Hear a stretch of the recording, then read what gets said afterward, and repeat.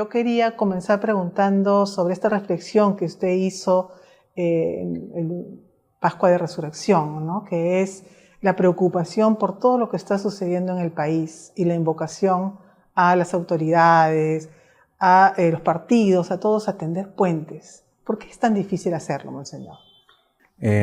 Justamente para nosotros como iglesia, por decir, es un principio de, primero, dignidad humana. Todos somos, ante Dios somos iguales. Y esa igualdad ante Dios nos lleva a respetar al ser humano en su integridad.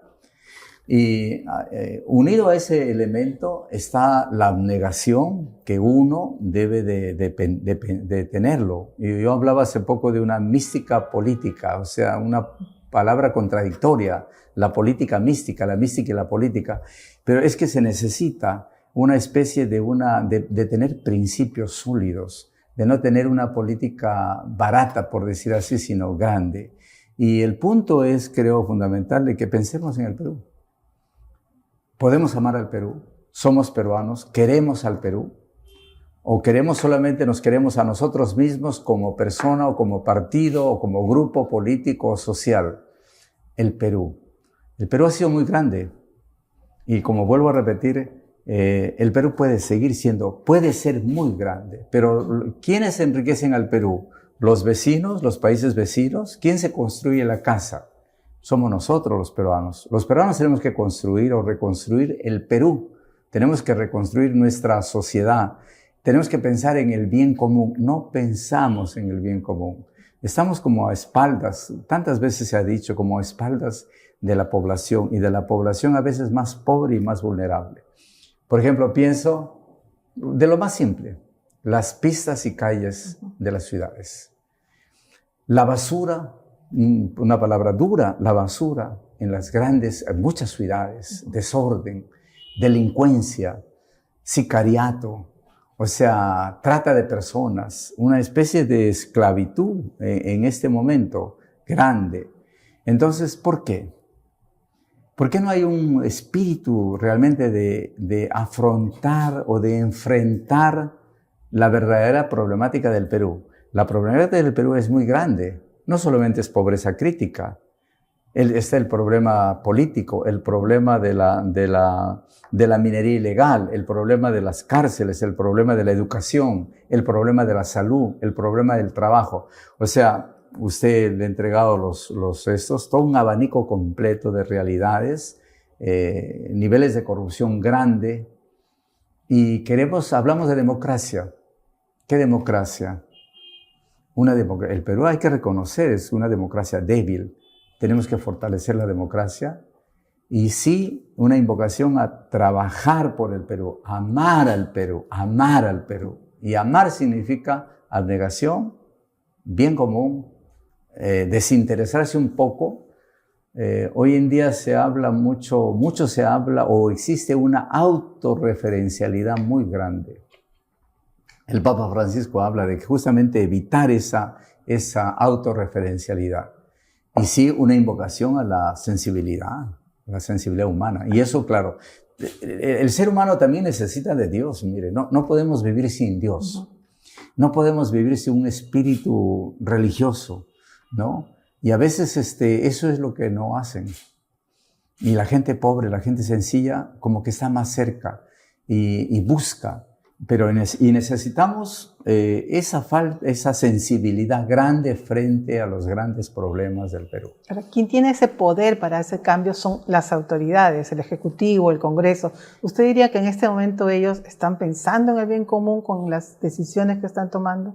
No, yo creo que, bueno, yo no sé si están pensando o no, porque ahí es ya fuero interno, como se dice, pero lo que se ve es que sí falta un interés auténtico por el bien común. O sea, en vez de hacer leyes autorreferenciales, deberían ser leyes en bien de la población. Y hemos dicho bien claro, ¿no? En varias oportunidades, ¿no? Educación, colegios destruidos, los niños, ¿en qué estudian? ¿En qué condiciones estudian? Enfermedades, hospitales, centros de salud. O sea, hay una gama enorme de problemática y que se nota que no se está pensando en ellos. Volvemos al tema. pistas, calles destruidas, basura, delincuencia grande, sicariato, o sea, inseguridad ciudadana y tantos otros problemas. ¿Qué cosa dice? ¿Están pensando en el bien común? ¿Están pensando en el Perú?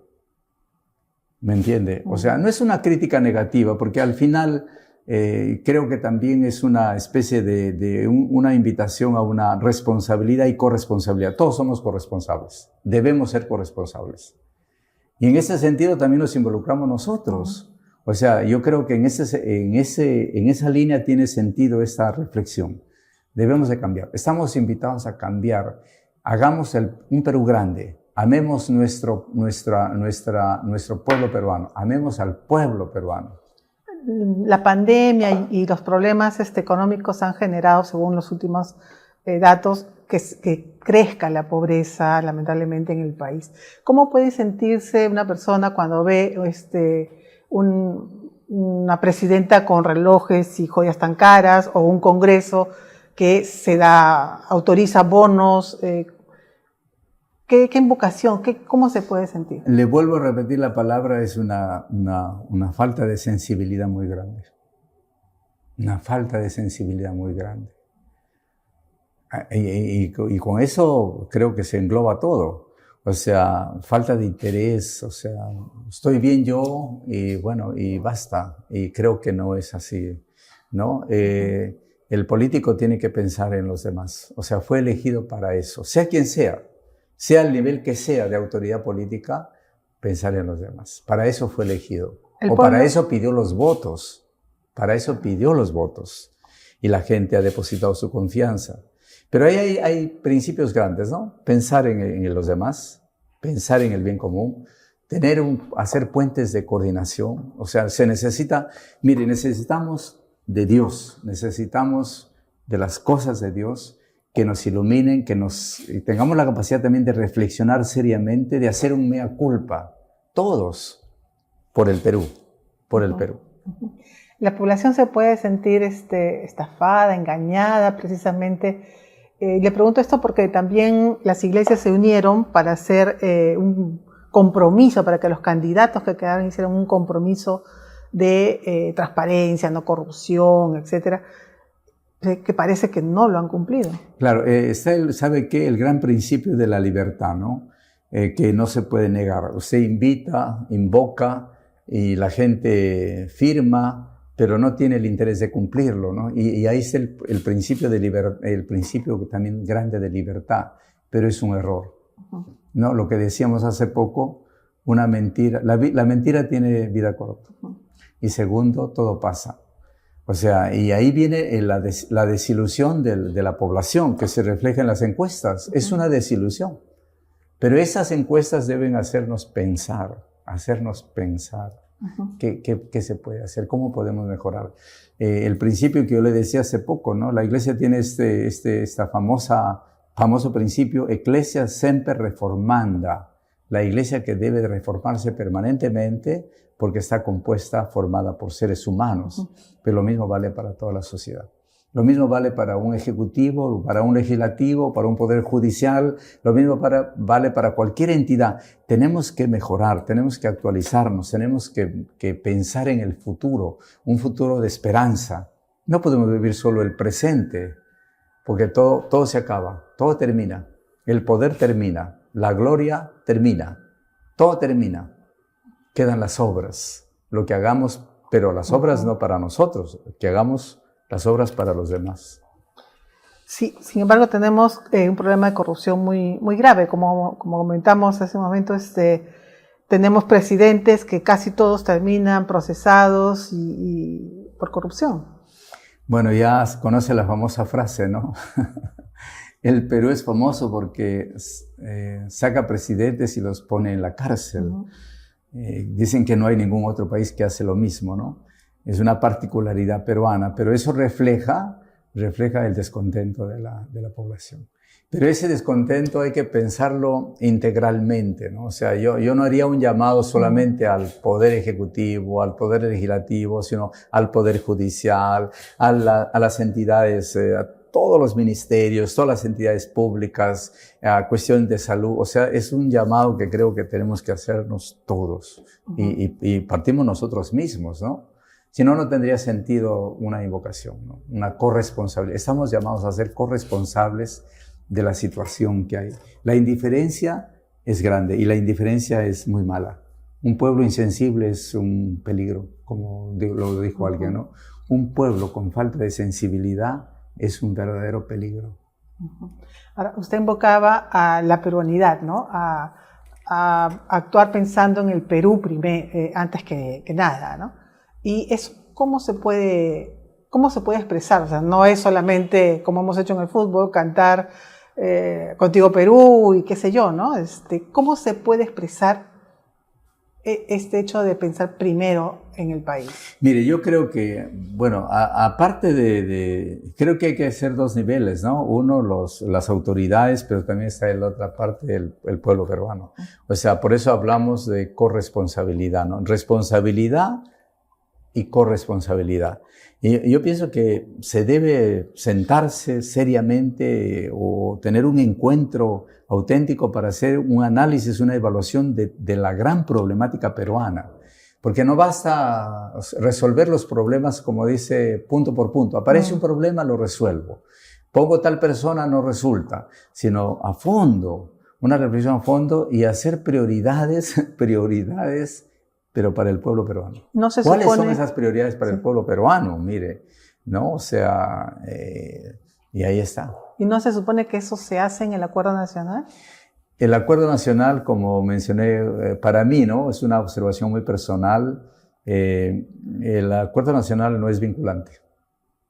Al no ser vinculante, podemos reunirnos horas de horas, hablar, pero queda ahí, ¿no? Entonces, yo sí, por eso pienso que debe haber alguna entidad que realmente con capacidad capacidad de análisis hay, pero realmente como decir una agenda de prioridades y decir vamos a enfocarnos al Perú, pero juntos, o sea, autoridades y población. Porque si no decimos, no, las autoridades no, también nosotros tenemos que hacerlo. Pero se necesita pensar en eso. Valga la redundancia, ¿no? Amar al Perú. Amar al Perú. Y retomar la frase, ¿no? Un congresista antiguamente era padre de la patria. Padre, ¿qué significa padre? El que cuida, el que protege, el que piensa en sus hijos. Pensemos en el Perú. Peruanidad no solamente es cantar el himno o hacer vivas por el Perú. Peruanidad es algo mucho más profundo. Perú grande en todo sentido. Usted acaba de decir que el Congreso es el padre de la patria. Bueno, era la frase, ¿no? Un padre de la patria, pero... ¿Se está comportando como un padre de la patria? Por eso de ahí la pregunta es una invitación a reflexionar, ¿no? ¿Verdaderamente soy padre de la patria? Padre de la patria. La población me siente como padre de la patria, que me preocupo por el... Bueno, con las normas la ley que afectan la ley forestal, el tema de los mineros ilegales. Por eso, la población lo que percibe es como una especie de una legislación, he repetido muchas veces, una legislación autorreferencial. O sea, hacia adentro. Hay que gobernar hacia afuera. Y sin intereses personales, ¿no? Bueno, usted sabe que el interés personal existe, pero debe haber un interés por la población. Debe haber, pero debe ser visible. O sea, el interés por la población debe ser visible.